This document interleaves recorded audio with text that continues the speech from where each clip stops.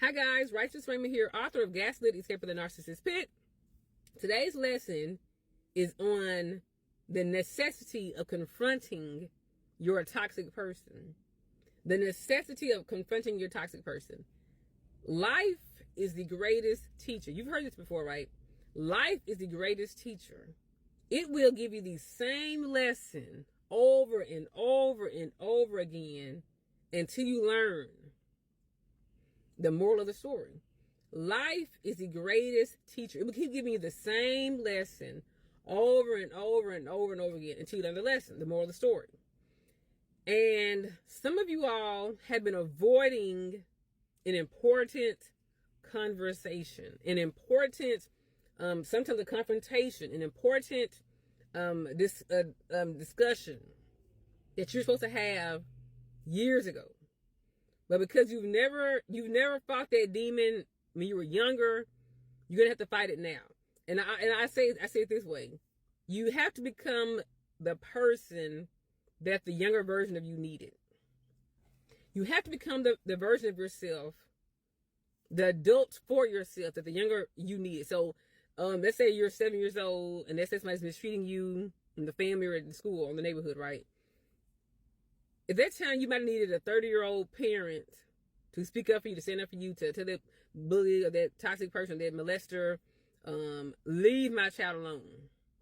You don't listen, these are going to be the consequences, whatever.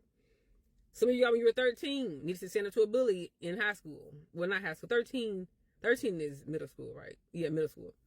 Or 15 in high school. You needed to confront a bully, and you were very, very scared, and you would confront the bully. And so what happens is, as you get older, life will keep giving you the same lesson over and over and over again through different people, different teacher. Think of it this way. In American school system, we have K through 12. I'm not sure how, homeschoolers do it, but in the public school system and private schools, they have K through 12. Now, let's say your parents in the Army, or that your parent relocates a lot, and they move from, let's say, Alabama. Let's say they go from Montgomery, Alabama. They move to Dallas, Texas. They move to New York, New York. They move to San Diego, California. They're moving around all these different states, right? No matter where you go, your child will be put in the same grade that they just left from. You say, this teacher's kind of harsh. She's kind of mean. I'm leaving this school. I'm leaving this grade. I'm moving to another state across the country. When you go to the next state and enroll your child into that school, they're going to have the same grade that they had when they left the last state. And you can run to 1 million schools in 1 million states. It's not the million states, but you go to 1 million schools. You can go to 100 schools in 100 different cities. And you're going to have to still repeat that grade. That's how life is. You can run from this person over here at this job. You with the same spirit in the person at this next job. You can run from this one dude you dated, you didn't know how to tell him X, Y, Z. You just kind of ran and blocked him and ghosted him. You went to the same type of person in another relationship. You can run from one type of pastor, this type of church. You're going to leave that church, and you're going to go to another church that has the same type of pastor. You can make this one kind of a friend in this one city, go to this other city, make a new friend, same spirit. Spirits are sent to test you, sometimes, I would even say perfect you, to bring the best out of you, to be to strengthen you, to show what you're made of. If you're real scary, you'll keep on running from person to person. I don't want to confront them. I don't want to send it to him. I'm scared of him. I'm scared of her. You dodging the person all the time in the hallway. You are constantly avoiding a person's family reunion, and you keep running from this person, and you're a coward. You just become a coward inside. You're just a coward. You never say the things you need to say. You just keep on picking on you. You just become a weak person you were, the same person you were at 7 or 13 or 21. But I'm telling you all, it's 2024. It's time for you to confront your toxic person. This is the last year was the last year you're going to be picked on. You got to stand up for yourself, become the person you needed to be for yourself at 7, at 13. Now 7, you were real small. 7-year-olds can't really fight. Unless you from the streets. Unless you get some big brothers and sisters that taught you how to fight. 13-year-olds, they don't have any resources. If you can't speak up to your mom and dad because they feed you every day, you know what I'm saying? So in 21, you said you were pregnant by your 30-year-old boyfriend. You were pregnant at 21, and you had no job and no car, no license, and no job. So you had to stay with him. You didn't have to stay with him, but it was easy. You were kind of stuck. You kind of stuck with him because, you know, the children and everything, and you want the children to be in a bad way. So there's some times in your previous, you know, ages where you could not stand for yourself, where you could not defend yourself, where you could not protect yourself. But you're in a safer place now. You're 40. You're 50. You're 60. You're 70. You can speak up for yourself now. You have all your own money. You're financially independent. You have your own car. You have your own job. You have your own apartment, your own house. Okay? You pay on your own bills. You have your own phone.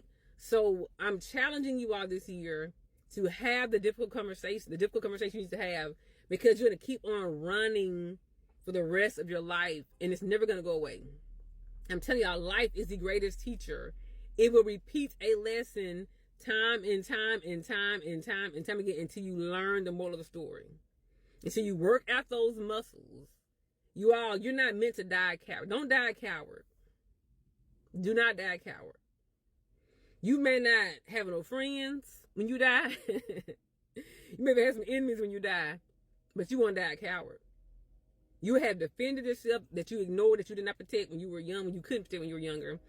And you're going to be proud of yourself. And I'm telling y'all, when you beat that level of having difficult conversations and not being passive aggressive and codependent, you may face some different levels on a different level.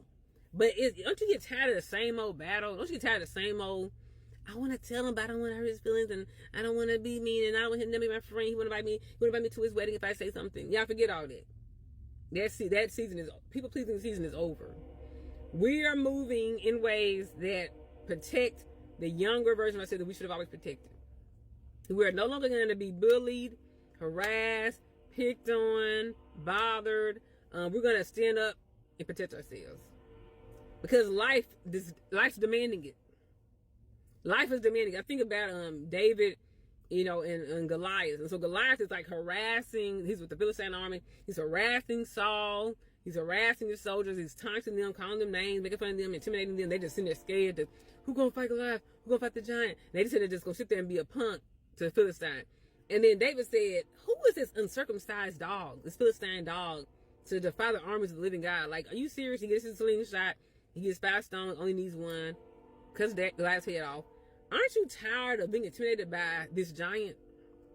Don't you want to just have the conversation and just get it over with and have the victory forever? Just have the conversation. They will be mad. I'm going to tell you this right here, y'all. People pleasers, codependent people. They will be mad at you.